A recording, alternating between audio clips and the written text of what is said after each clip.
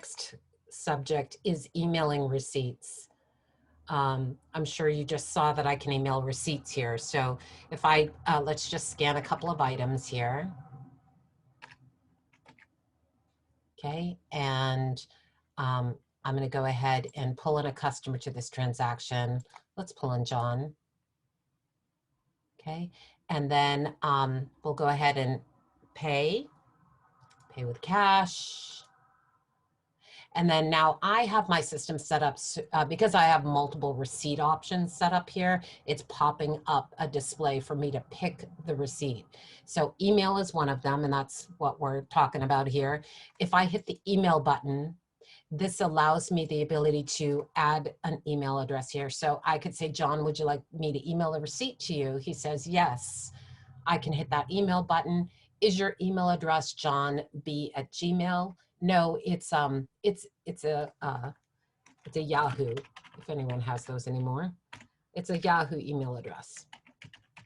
Okay, so I can go ahead and change that.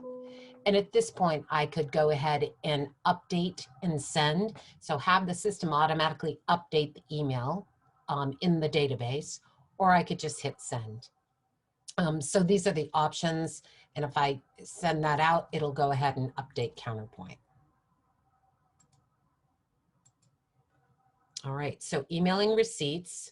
What you want to make sure that you do is, first of all, there is some setup that needs to happen when you first get your system set up. You need to connect your email client through the management console to Counterpoint.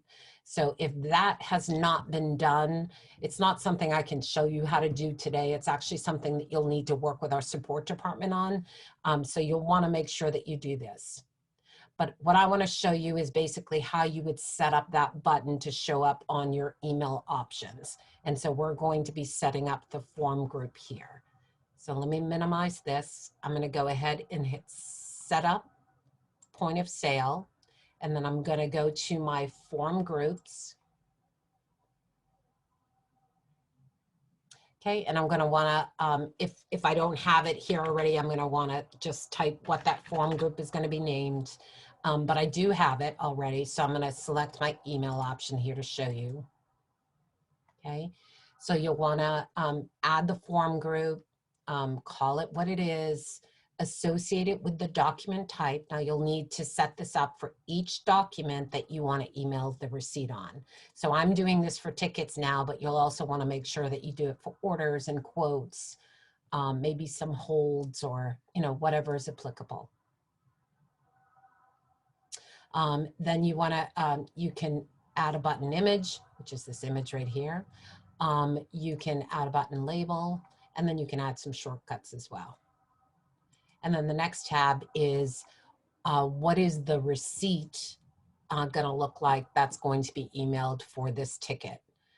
So you basically just come out here, find your receipt, and then add that in. And that is that. So that's essentially how you would set up getting that email box to pop up on the button.